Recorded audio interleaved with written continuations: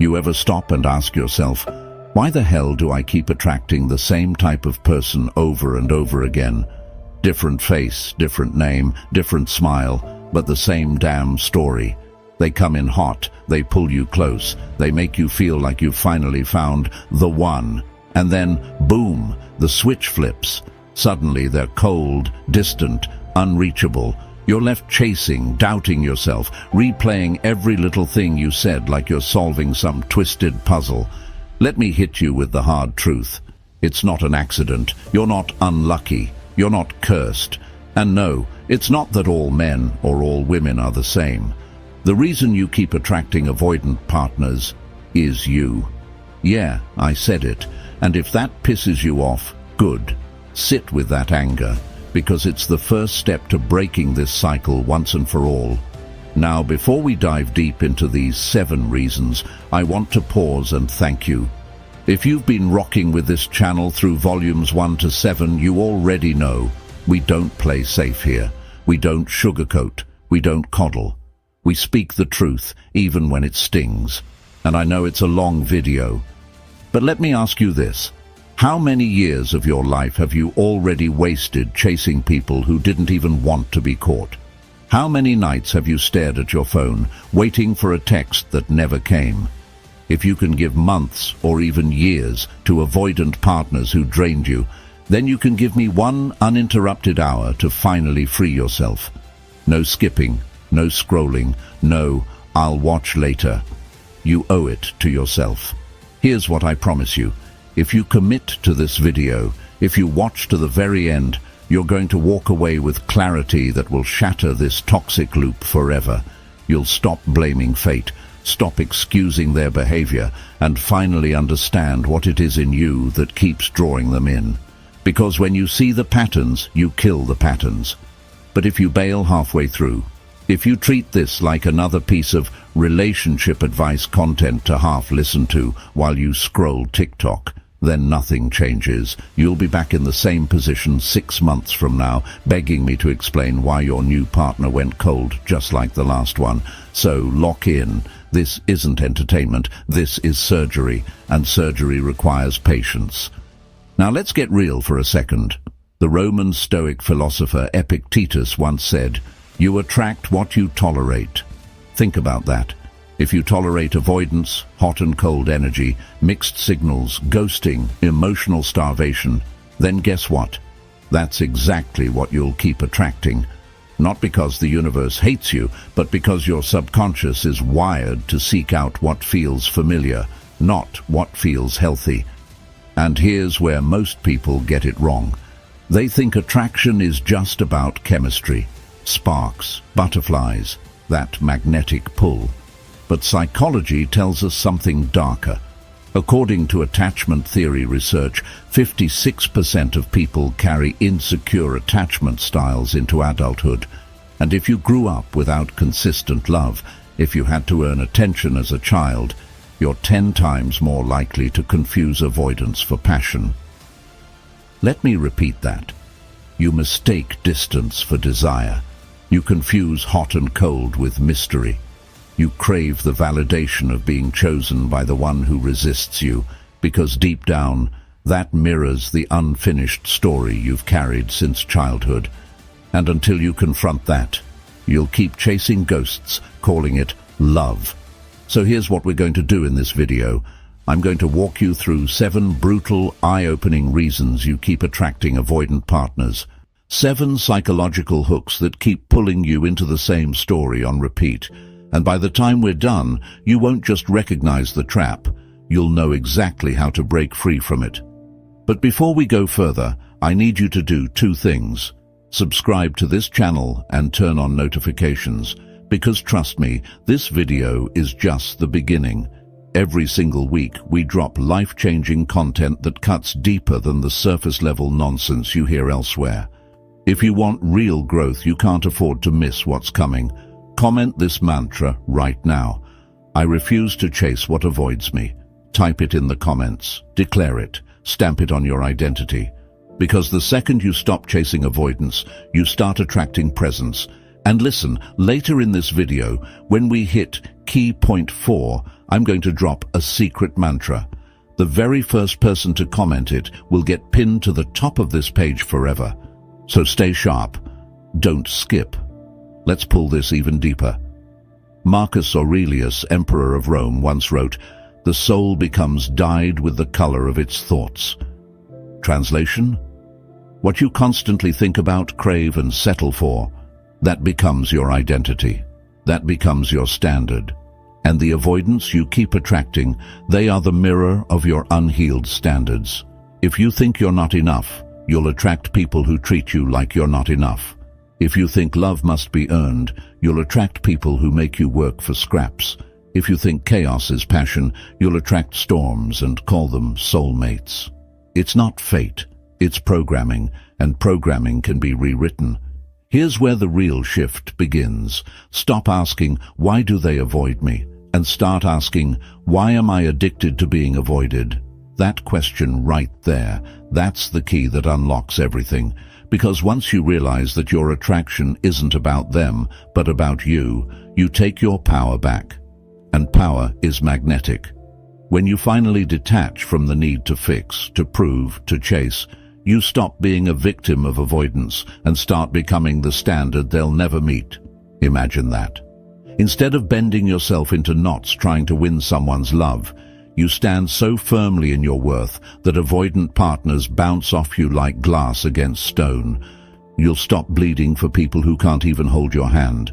You'll stop auditioning for roles in relationships that were never written for you. So let me say this one last time before we break open.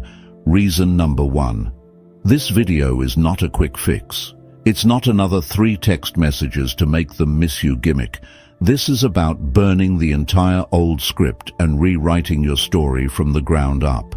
If you're brave enough to watch to the end, if you're willing to confront the patterns you've been running from, then by the end of this video, you'll never look at avoidant partners the same way again. But if you click away, then you'll prove to yourself that you'd rather stay comfortable in pain than get uncomfortable in growth. So, which one are you?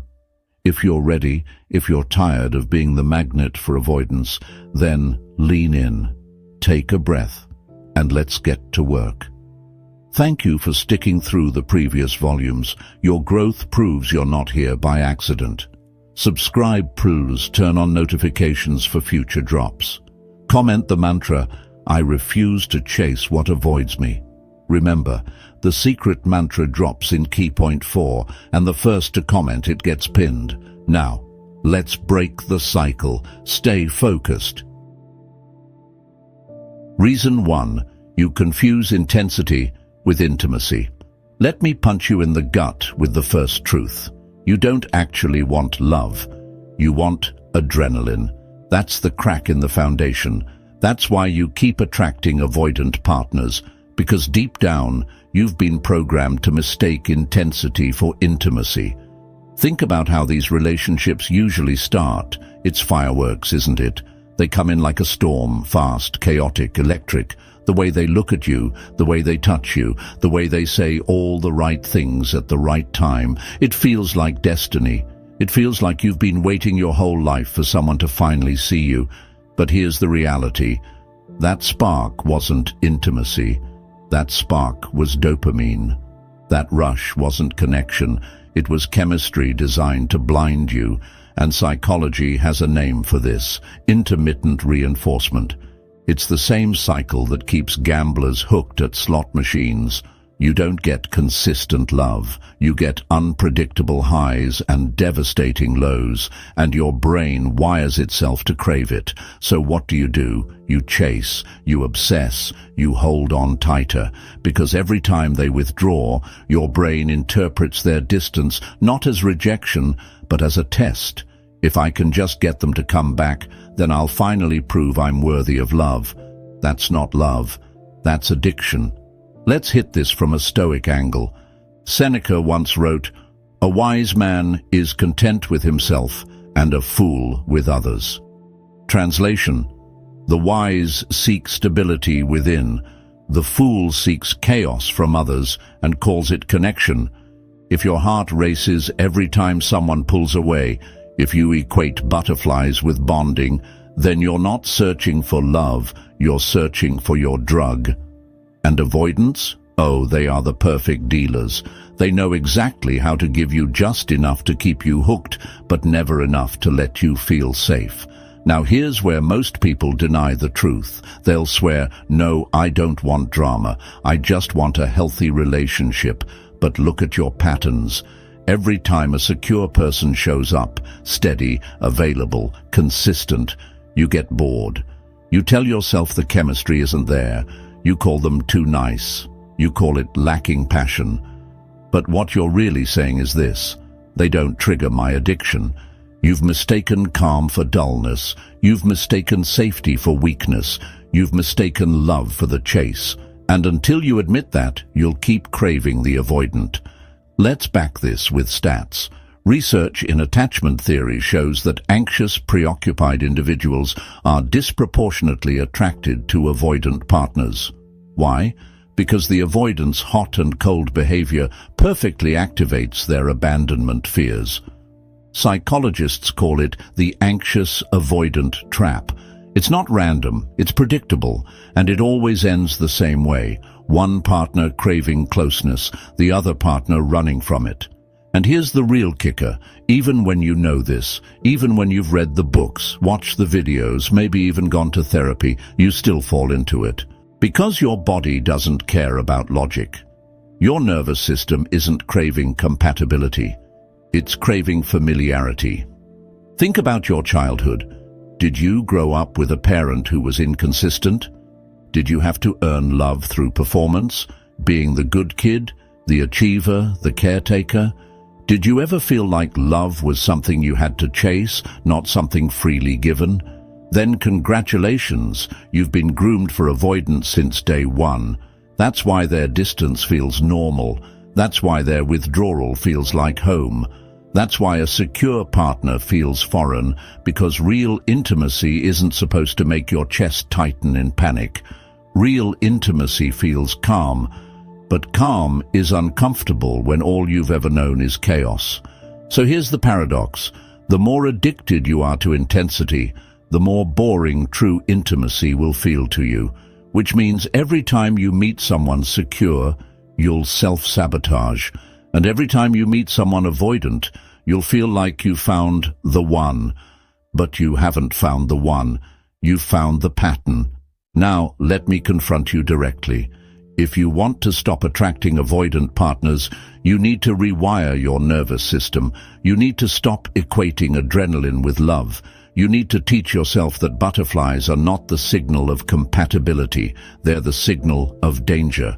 Love should not feel like a roller coaster. Love should not feel like withdrawal. Love should not feel like begging. Love should feel like breathing. But you'll never experience that if you keep chasing the high. Here's where we flip this into power. When you break the addiction to intensity, something radical happens. You stop chasing people who withdraw, and you start noticing people who stay. Your standards shift from who excites me to who calms me, from who gives me highs to who gives me peace. And when that shift happens, avoidants lose their grip on you. Their distance doesn't hook you anymore, it repels you. Their silence doesn't trigger obsession, it triggers disinterest. Their games don't pull you in, they bore you. That's when you know you're healing. Let's close reason number 1 with this challenge. The next time you feel that rush with someone new, stop and ask yourself, is this connection or is this compulsion? If the answer is compulsion, walk away.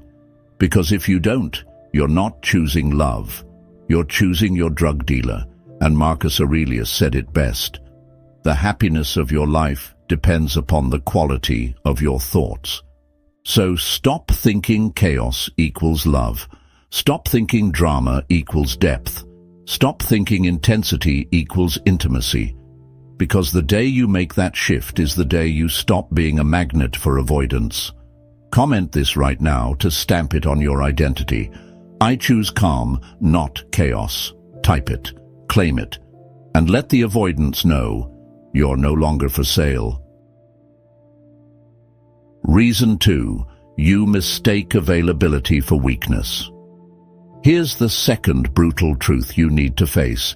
You keep attracting avoidant partners because you secretly reject the very thing you claim you want: availability. Yeah, let that sink in. You say you want someone consistent. You say you want someone who shows up, texts back, chooses you without hesitation. But the second someone actually does, you call them clingy, boring, too eager. Meanwhile, the one who barely shows up, you put them on a pedestal. Why? Because deep down, you've been conditioned to confuse consistency with weakness. When someone is emotionally available, they're steady, predictable, secure. They tell you how they feel without games. They call when they say they'll call. They don't pull back to test you. They just show up. And your nervous system doesn't know what to do with that. Why? Because it doesn't spike your adrenaline. It doesn't activate the push-pull dance you've grown addicted to. And so, instead of feeling safe, you feel bored. That's why avoidants feel magnetic. Their withdrawal creates the illusion of value. Their silence feels like a challenge, and you mistake that challenge for depth. Epictetus once said, "If you want to improve, be content to be thought foolish and stupid." Translation: if you want to evolve, you need to be willing to reject what the crowd glorifies and embrace what looks boring from the outside. The masses glorify the unavailable, the mysterious, the one who leaves you guessing. But true wisdom is in choosing the person who doesn't make your stomach twist in knots. And here's the kicker. People who are emotionally secure don't come wrapped in fireworks. They come wrapped in calm. And if you're not healed, calm feels foreign, almost threatening. Let's get real with some psychology. Studies on attachment show that secure partners often get overlooked in dating apps and early interactions because they don't create drama. Their responses are stable. Their energy is grounded. But to someone addicted to emotional highs and lows, stability doesn't register as attraction. Instead, avoidance registers as exciting because it activates old wounds. So when you swipe right on the avoidant but ghost the secure, that's not chance. That's your subconscious rejecting health in favor of what feels familiar. Here's the part most people don't want to admit. You don't reject avoidance. They reject you. And that rejection feels like proof that they're valuable. So you chase them. You put them on a throne. You think, if I can get them to choose me, that means I've won. But all you've really done is equate absence with worth. You've convinced yourself that someone who ignores you is somehow more important than someone who respects you. Let me put it blunt. You don't want love. You want validation. And validation from someone who withholds it feels 10 times more rewarding than love freely given. Here's a stat to burn into your mind. According to studies on rejection and reward pathways, the human brain lights up more when pursuing unpredictable approval than when receiving consistent acceptance. In other words, your brain literally values the chase more than the connection. That's why you keep circling back to avoidance. Not because they're better, not because they're your soulmate, but because your brain has been hijacked into believing their scarcity equals value. Marcus Aurelius once wrote, "You have power over your mind, not outside events. Realize this, and you will find strength." Avoidants are the outside event. They pull back, they vanish, they breadcrumb. But the real trap is not them. The trap is your mind interpreting their absence as something you need to fix. That's where your power leaks. The day you stop romanticizing avoidance is the day you reclaim your power. So, let me confront you with this. If you keep rejecting secure people because they don't excite you, then you are the architect of your own heartbreak. You can't keep blaming fate or apps or all men, women are the same. The common denominator is you. Avoidants only stick because you keep entertaining them. Availability only feels weak because you keep dismissing it. But here's the twist. The second you heal your own wounds, availability stops looking weak. It starts looking magnetic. You'll stop craving chaos and start craving clarity. You'll stop chasing withdrawal and start cherishing presence. Because the truth is, availability is strength. It takes power to be consistent. It takes courage to show up fully. It takes maturity to commit without games. Avoidants aren't strong for pulling away. They're weak for running from intimacy, but until you shift your lens, you'll keep glorifying their weakness as strength. Let me give you a practical reframe. The next time someone texts you back immediately, don't call it thirsty, call it courageous. The next time someone says, "I like you, I want to see you," don't label it boring, label it brave. The next time someone offers you consistency, don't push it away. Ask yourself why it makes you uncomfortable, because that discomfort, that's your wound talking, not your heart. Here's the challenge. If you want to break the avoidance cycle, you need to recondition yourself to see availability as desirable, not boring, not needy, desirable. That means giving secure people a chance, even if they don't give you that instant high. That means choosing someone who shows up, even if your body resists at first, because over time, that calmness is the very thing that heals you. Let's seal reason number 2 with this mantra. Comment it right now. Consistency is strength. Availability is power. Declare it, claim it, burn it into your identity.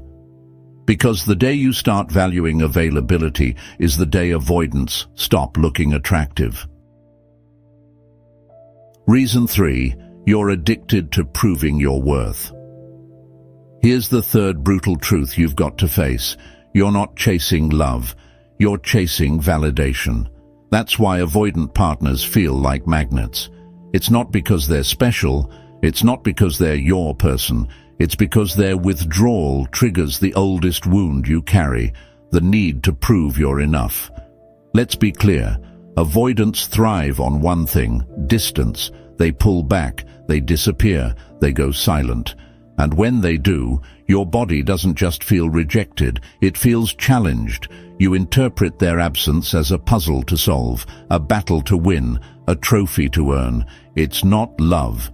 It's a performance. It's you putting on your best show to finally earn what should have been yours freely. Why does this happen? Because deep down, you learned somewhere along the way that love isn't given, it's earned. Maybe you grew up in a home where affection was conditional, where you got love when you achieved, when you pleased, when you performed, where you were praised for results, but ignored when you just existed. So now, as an adult, your nervous system has been programmed to believe, if they're pulling away, that means I have to try harder. If I can just win them back, that means I'm finally worthy. That's why avoidants hook you so deeply. Their distance activates your wound, and you mistake the fight for worthiness as proof of love. Let's layer some psychology into this. The anxious avoidant trap exists because of one brutal fact. Anxiously attached, people equate pursuit with value. The harder you work to hold someone, the more important they must be. Meanwhile, avoidants equate distance with safety. The more they pull away, the more control they feel. See the trap? You're addicted to proving yourself, and they're addicted to escaping. Together, you build a toxic seesaw. The more you chase, the more they run. The more they run, the more you chase. It's not a love story. It's an addiction loop. Marcus Aurelius once wrote, "It is not what happens to you, but how you react to it that matters." Avoidance pulling away isn't the problem. Your reaction, your need to chase, prove, and fight for scraps, that's the problem. Because every time you react, you reinforce the cycle. You teach your nervous system that your worth is tied to someone else's inconsistent affection. And here's the real kicker. The moment they actually give you closeness, you lose interest. Why? Because your brain is addicted to the proving process, not the intimacy itself. Let me confront you with a hard question. How many times have you lost yourself in the chase? How many times have you gone against your values, your self-respect, your peace of mind, just to prove to someone who wasn't even showing up that you're worthy of love? You delete the app they hate, you silence your needs, you cancel plans just in case they text, you rewrite yourself to fit their distance, and still, you're left empty. Because no matter how hard you try, you can't earn love from someone who's committed to running from it. Here's where the addiction comes in. Studies show that rejection triggers the same regions in the brain as physical pain. But here's the twist. When you finally win back attention from someone who rejects you, your brain rewards you with an even bigger dopamine hit than before. It's the same cycle that keeps addicts hooked to drugs they know are killing them. You're not addicted to them. You're addicted to the relief you feel when you finally pull them close, only to lose them again. And avoidance, they play this game unconsciously but perfectly. They know you'll fight harder the more they run. They know their silence makes you desperate. They know their distance makes them look powerful. But here's the stoic truth. Seneca said, "He who is brave is free." Freedom doesn't come from winning someone back. Freedom comes from being brave enough to walk away from someone who makes you prove your worth. You don't need to fight for love. You don't need to beg for attention. You don't need to prove you're worthy. The very fact you're alive, breathing, and capable of love makes you worthy. And until you believe that, you'll keep falling for avoidance, because they're the perfect partners to reenact your oldest wound. So how do you break it? You stop seeing love as a prize. You stop auditioning for roles that don't fit you. You stop pouring your soul into proving to someone who's running that you deserve to be caught. Instead, you flip the script. You let them prove. You let them show consistency. You let them earn access to you. Because when you shift from "I need to prove" to "you need to qualify," avoidance lose their grip on you. Their distance doesn't trigger obsession, it triggers disinterest. Their silence doesn't feel like a challenge, it feels like a disqualification. And that shift, that's where your power lies. Here's the test for you. The next time someone withdraws, instead of asking, "What's wrong with me?" ask, "Why am I entertaining someone who can't show up?" That question alone flips the power dynamic. It forces you to stop making their avoidance about your worth and start making it about their incapacity. Because the truth is, their running says nothing about your value and everything about their fear. Let me close reason number 3 with this challenge. Comment it right now. I don't chase, I choose. Say it, declare it, stamp it on your identity, because love isn't something you prove yourself into. Love is something that's given freely, or it's not love at all. Reason 4. You don't know how to be alone. Let's stop pretending. The reason you keep attracting avoidant partners is because you can't handle silence. You call it loneliness. You call it boredom. But in reality, it's withdrawal. You've been running from yourself for so long that the moment there's no distraction, no text, no hand to hold, you feel exposed, naked, restless, and instead of facing that stillness, you go searching. Searching for anyone, even the wrong ones, to fill the void. Here's the ugly truth. Avoidants are magnets for people who fear solitude. Why? Because avoidants offer you just enough closeness to keep you hooked, but never enough to let you feel whole. And as long as you can't stand being alone, you'll keep tolerating that starvation. You'll keep mistaking crumbs for meals. You'll keep mistaking attention for love. You'll keep mistaking distraction for intimacy. Let's hit you with some stoic fire. Marcus Aurelius wrote, "Nowhere can man find a quieter or more untroubled retreat than in his own soul." But here's the problem. You've never built that retreat. You've built an escape room. Instead of facing yourself, you keep running from yourself. And every avoidant you chase is just another exit door. Think about it. How many times have you stayed in relationships you knew were wrong, just because the thought of being alone terrified you more than the chaos of being mistreated. How many times have you jumped straight from one situationship into another without giving yourself space to breathe, to grieve, to grow? How many times have you mistaken your fear of silence for a longing for love? And every time you do it, you reinforce the same cycle. You'll accept avoidance because avoidance feels better than emptiness. Here's what psychology tells us. Research shows that people with anxious, preoccupied attachment styles often have the hardest time staying single. Why? Because being single means facing their own unresolved wounds without distraction. And for many, that's unbearable. So they latch on to avoidance. Not because avoidance are safe, but because avoidance provide just enough chaos to keep them distracted from the real enemy, themselves. But here's the paradox. The very thing you fear, being alone, is the only thing that can actually heal you. When you learn to sit in silence, when you learn to enjoy your own company, when you learn to generate peace from within, you stop needing avoidance altogether. You stop craving half-love. You stop tolerating inconsistency, because suddenly the one thing that used to scare you, solitude, becomes your weapon.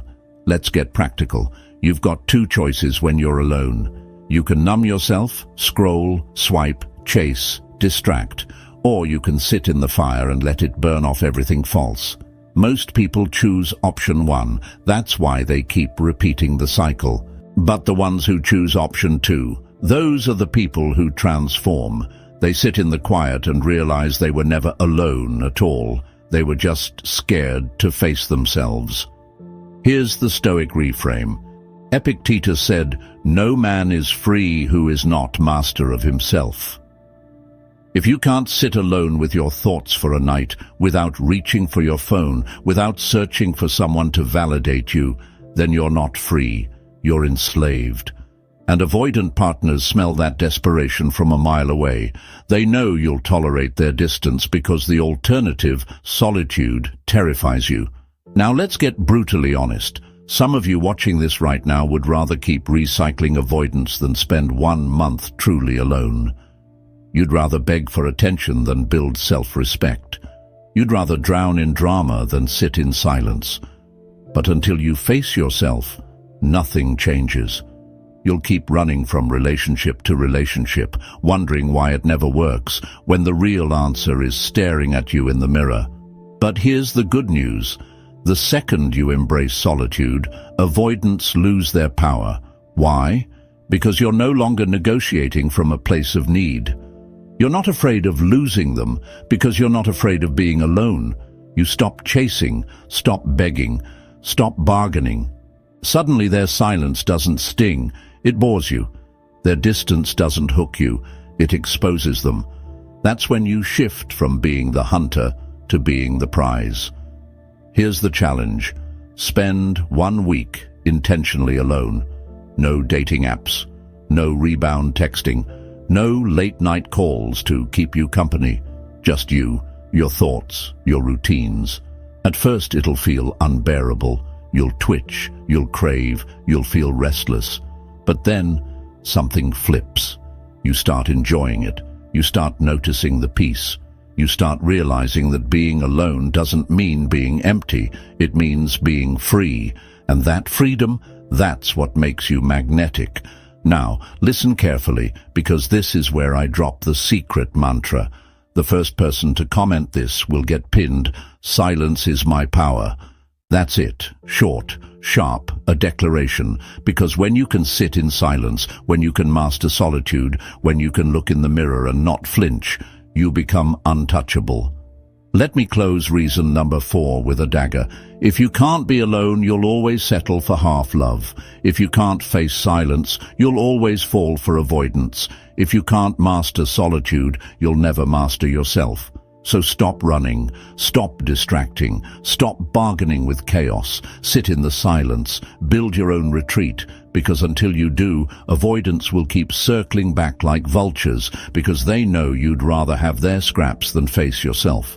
But the second you declare silence is my power, everything shifts. Reason 5. You keep ignoring red flags. Let's stop lying to ourselves. The truth is, you didn't miss the warning signs with your avoidant partners. You saw them, you felt them, you knew deep down something was off. But you ignored it, you rationalized it. You told yourself, it's not that bad, or they'll change, or this is just how relationships are. And every time you silence that voice inside you, you handed avoidant partners the keys to your peace. Here's the dagger.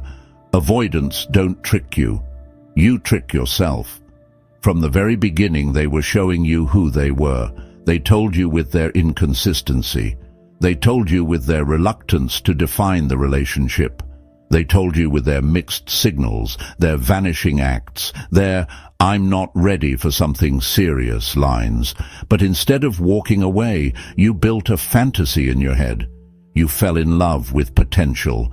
You saw who they could be instead of who they were. And that fantasy blinded you. Seneca once said, "It is not the man who has too little, but the man who craves more. That is poor." Think about that in the context of your relationships. You weren't poor because they didn't give you enough. You were poor because you craved more than they were willing to give. You weren't lacking love, you were lacking boundaries. Let's call it what it is. You're addicted to hope. Hope that this time it'll be different. Hope that if you're patient, they'll change. Hope that if you prove yourself enough, they'll wake up and finally love you the way you deserve. But here's the reality. Hope without evidence is self-sabotage, and avoidants thrive on it. They give you just enough, one breadcrumb, one weekend of closeness, one "I miss you" text, to keep your hope alive. And you grab it, even though the entire pattern screams otherwise. Psychology backs this up.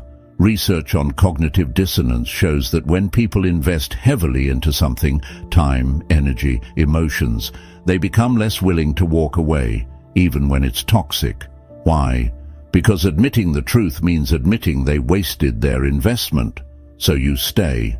You minimize the red flags.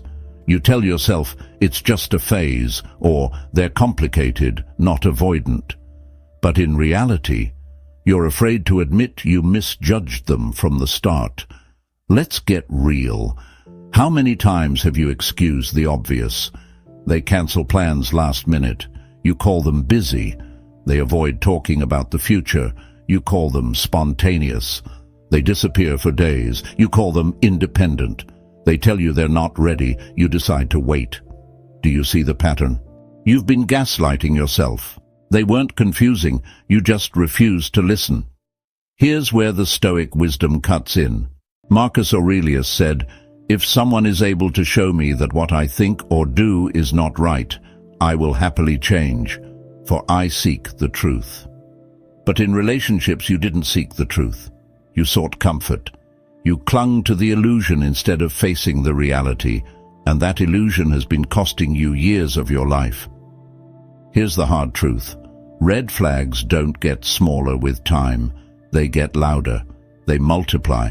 They compound. What you ignore at the beginning will destroy you in the end. Avoidants don't suddenly transform into secure, consistent partners because you wished hard enough. They stay avoidant, and the longer you stay, the more your self-worth erodes. So why do you ignore red flags? Because acknowledging them means taking action. And taking action, leaving, walking away, enforcing boundaries, terrifies you more than tolerating the pain. It's easier to stay and suffer than to leave and face the unknown. But Stoicism teaches the opposite. Epictetus said, "It is better to be alone than in bad company." And until you believe that, you'll keep rationalizing, you'll keep settling, you'll keep calling chaos chemistry. Let's flip this into power. The day you decide to stop ignoring red flags is the day everything changes. Because suddenly, their inconsistency won't look mysterious. It'll look pathetic. Their withdrawal won't look powerful. It'll look cowardly. Their mixed signals won't look complicated. They'll look like disqualification. You'll stop falling in love with potential and start demanding proof. You'll stop investing in what could be and start requiring what is. Here's the challenge. The next time you see a red flag, instead of rationalizing it, call it what it is, out loud. No excuses, no softening, just truth. If they ghost, say it, that's disrespect. If they avoid intimacy, say it, that's avoidance. If they show inconsistency, say it, that's unreliability. Because the second you name it, you strip it of its power. Here's the reality you need to tattoo into your brain. Every red flag you ignore is a contract you sign with heartbreak. And the longer you stay blind, the deeper the wound will cut. So let's close reason number 5 with a challenge for your identity. Comment this right now. I will never ignore the red flags again. Not as a slogan, as a commitment, as a declaration that you're done lying to yourself. Because love doesn't come from ignoring reality. Love comes from aligning with it. Reason 6, you keep making excuses for them. Here's the next dagger you need to face.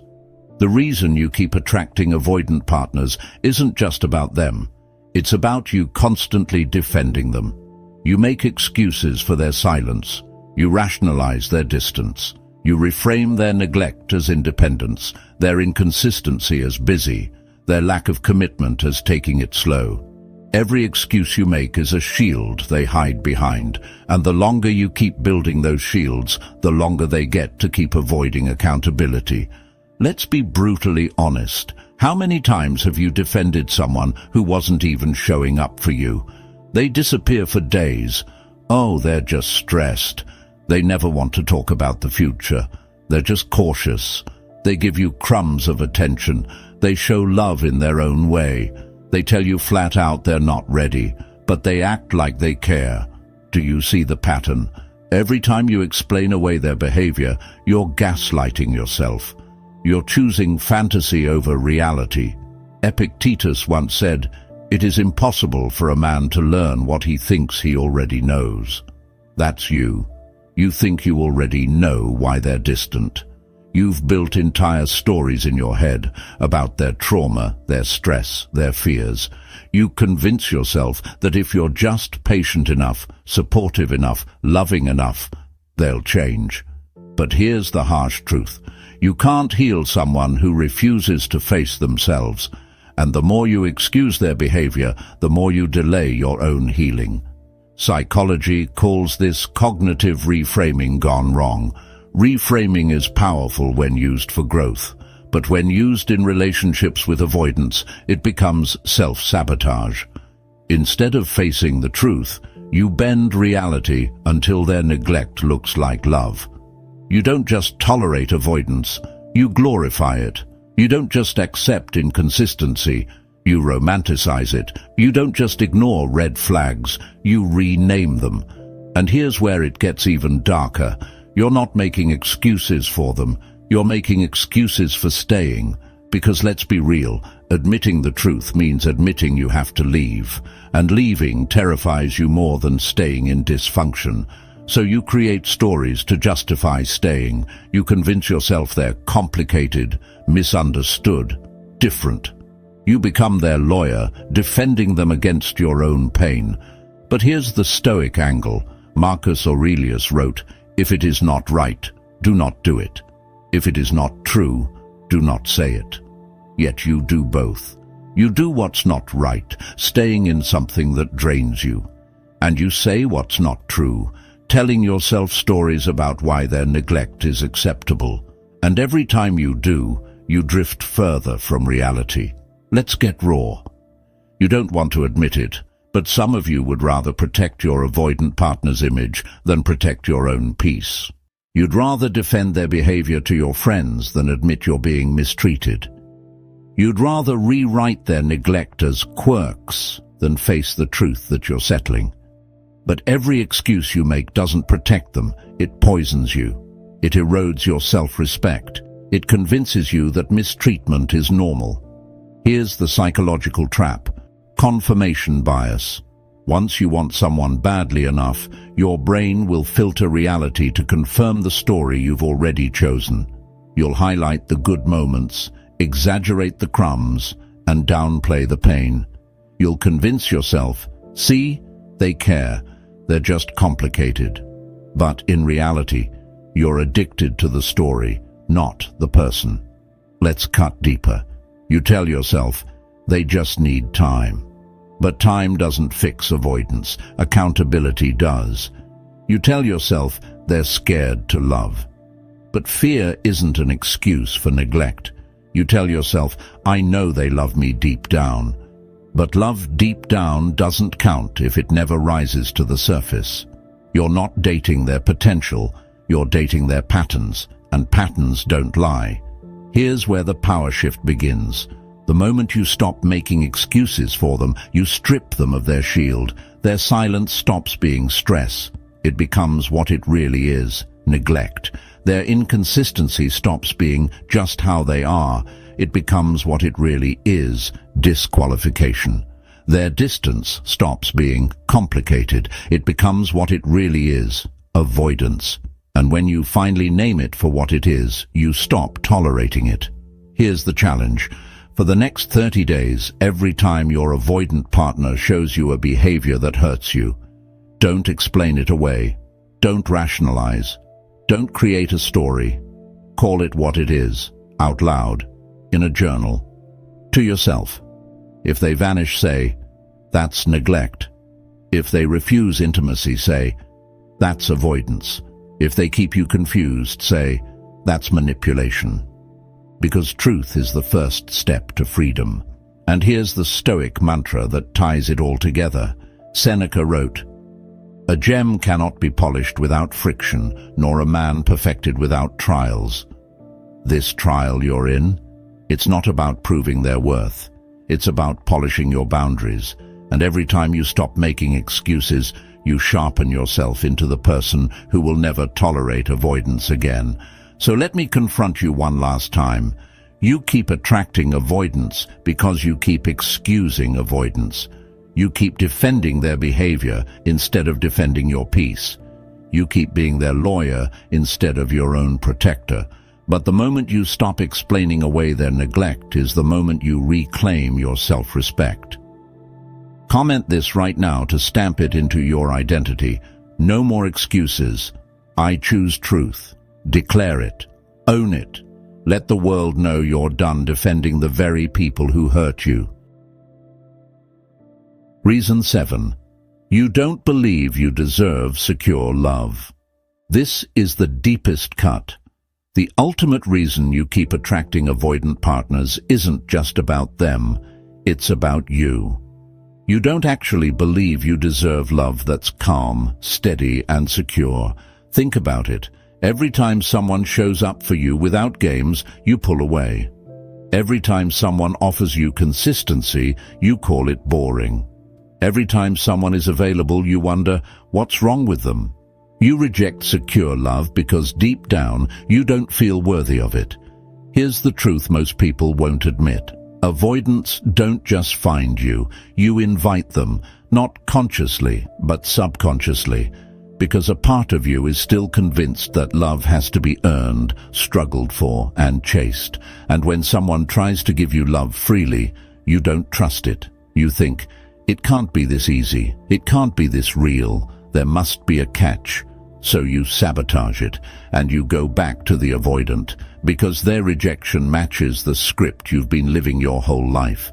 Marcus Aurelius once said, the happiness of your life depends upon the quality of your thoughts. And here's your thought pattern. I am not enough for secure love. So you attract people who confirm it, people who withhold, people who reject, people who leave. Not because you want pain, but because pain feels familiar. Let's dig into psychology. Attachment theory shows us this. People with anxious, preoccupied attachment styles often feel unworthy of love unless they're earning it. And avoidants are the perfect match for that wound. They withhold just enough to keep you in performance mode. They force you to prove. They keep you chasing, so you never have to sit in the discomfort of receiving love you don't feel you deserve. That's why secure partners feel alien to you. They don't require you to audition. They don't need you to prove. They just love, and that terrifies you. But here's the brutal truth. Until you rewrite your identity, you'll keep being the magnet for avoidance. Because people don't treat you according to what you want. They treat you according to what you expect. If you expect rejection, you'll attract rejectors. If you expect neglect, you'll attract neglectors. If you expect love to hurt, you'll attract people who deliver pain. Let's get raw. How many times have you stayed in relationships that drained you because you thought, this is the best I can get? How many times have you let people breadcrumb you because you believed, at least it's something? How many times have you ignored your gut because you thought, if I speak up, they'll leave me? Every one of those decisions flows from the same root, a lack of belief in your worthiness. Seneca said it perfectly. You act like mortals in all that you fear, and like immortals in all that you desire. You fear being alone, so you cling like your time is infinite. You tolerate half-love, delay your standards, and put off self-respect like you'll live forever. But the truth? Every year you stay in this cycle is a year you don't get back. Avoidants aren't just stealing your peace, they're stealing your time. And time is the one thing you can't buy back. So how do you break free? You upgrade your identity. You stop asking, why don't they want me? And start declaring, anyone who can't give me secure love isn't worth me. You stop wondering, am I enough? And start believing, I am the standard. You stop chasing people who avoid you and start aligning with people who choose you. Because the real transformation doesn't come from avoiding avoidance. It comes from becoming so secure in yourself that they can't even get close. Here's the practical shift. When someone is inconsistent, you don't chase. You cut them off. When someone avoids commitment, you don't negotiate. You move on. When someone gives you crumbs, you don't rationalize. You demand the full meal. And guess what happens? The avoidants scatter. They can't survive in the presence of someone who knows their worth. And in that space, secure partners finally start appearing, because now you're finally a match for them. But here's the real kicker. Secure love won't feel like fireworks at first.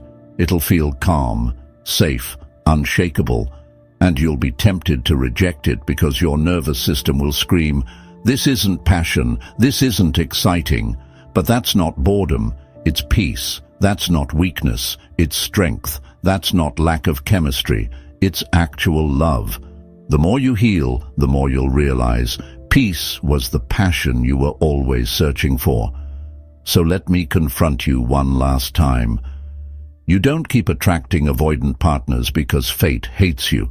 You keep attracting avoidant partners because deep down, you don't believe you deserve secure ones. But the second you rewrite your identity, everything changes. The day you start believing, I am worthy of calm, consistent love, is the day avoidants lose their grip. Comment this right now as your declaration. I am the standard. I deserve secure love. Type it, claim it, tattoo it on your mind, because the moment you truly believe it is the moment your entire dating life shifts forever. Let me hit you with the most brutal truth of all. The ultimate reason you keep attracting avoidant partners, the hidden reason that you're 8, is this. You haven't healed the original wound that made avoidance feel like love in the first place. Every single thing we've talked about so far, confusing intensity with intimacy, mistaking availability for weakness, chasing validation, ignoring red flags, making excuses, settling for chaos, all of it has roots. And those roots stretch back to the same soil, your unhealed blueprint of love.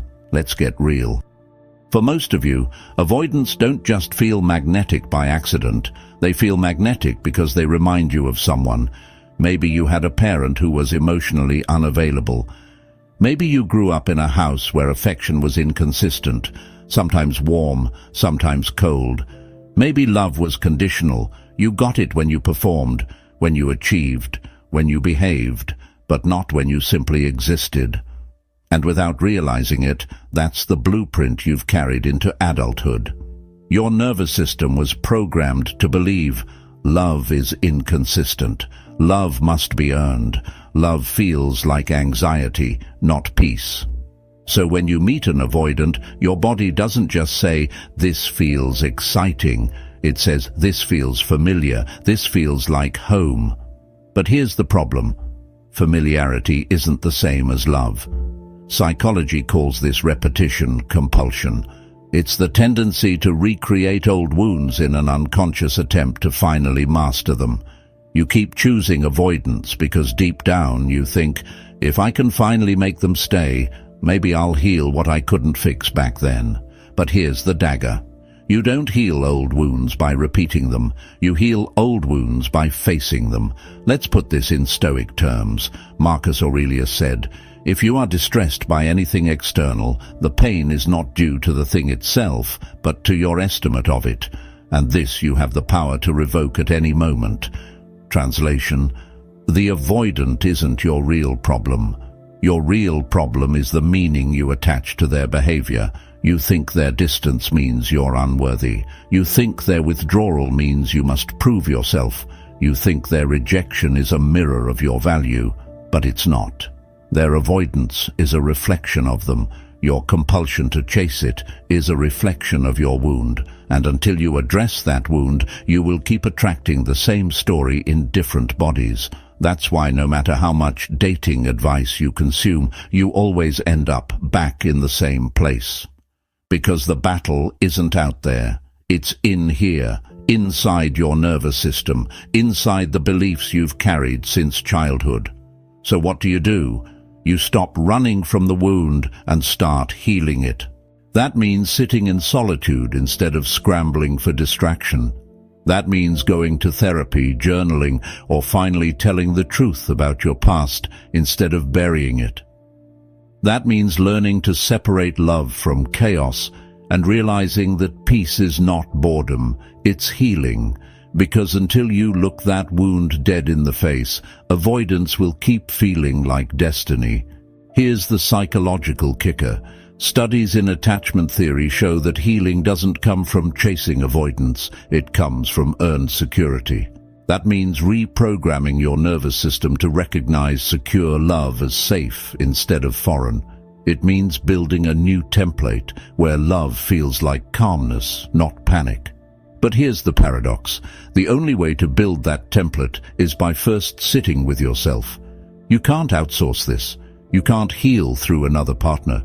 You can't fix it by proving yourself to someone who runs. You heal when you face your wounds instead of covering them with another relationship. Let me ask you this. How many times have you told yourself, "This time will be different," only to watch history repeat? How many times have you promised yourself you'd walk away, only to get pulled back in? How many times have you told yourself the next person would finally give you peace, only to realize you were still living the same cycle? That's not because you're broken. It's because your wound is unhealed, and wounds left untreated keep bleeding, no matter who you hand them to. But here's the good news. The day you heal your core wound is the day avoidance lose their power over you. Suddenly, their silence doesn't hook you. It exposes them. Their distance doesn't feel familiar. It feels repulsive. Their inconsistency doesn't feel magnetic. It feels childish.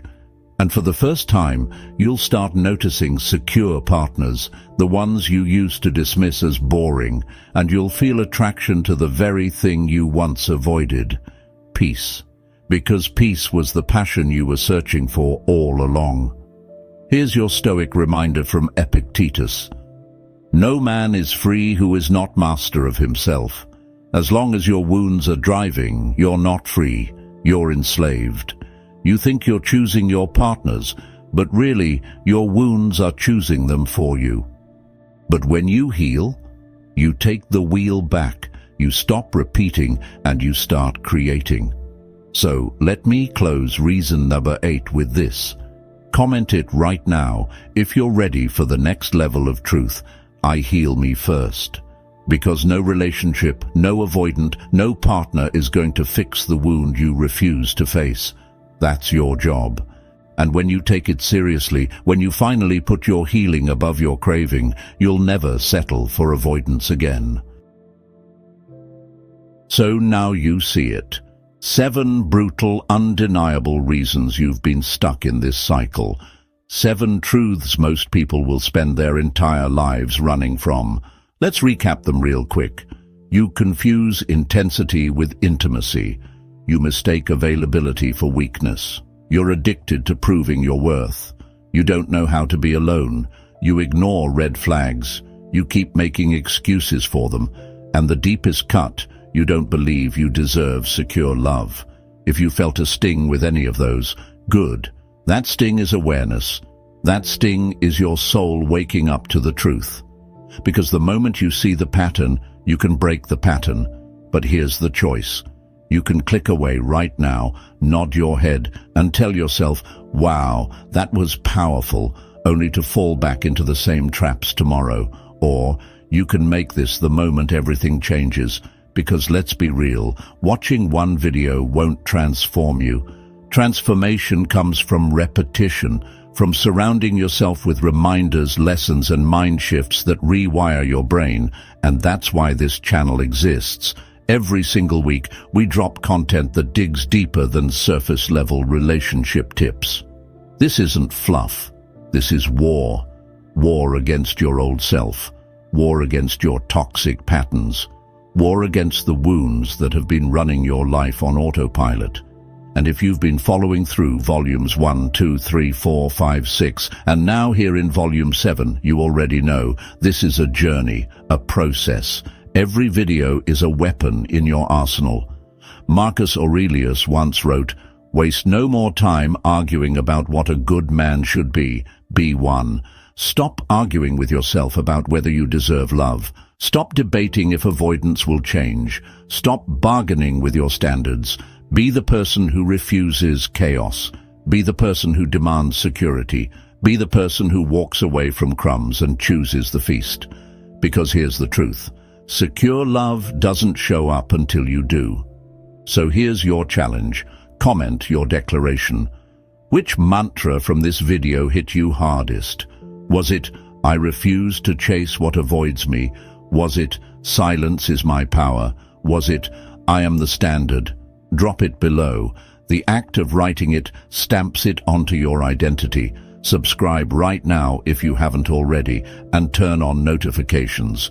Because if you think this video hit hard, just wait until the next drop. We're not slowing down. We're going deeper.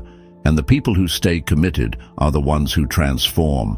Share this with someone stuck in the cycle. Don't hoard the truth. You know someone who keeps dating avoidance, crying over ghosters, settling for half love. Send them this. It might sting them, but it might also save them. This is your turning point.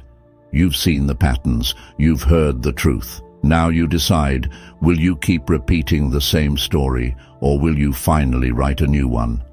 The next chapter of your life doesn't start when someone else chooses you. It starts when you choose yourself. So choose right now. Choose to subscribe. Choose to comment. Choose to commit. Because when you do, avoidance lose their grip, and you finally step into the love, the peace, and the power you were born for. Final call. Comment below. I am the standard. I deserve secure love. Stamp it, own it, claim it, and I'll see you in the next volume.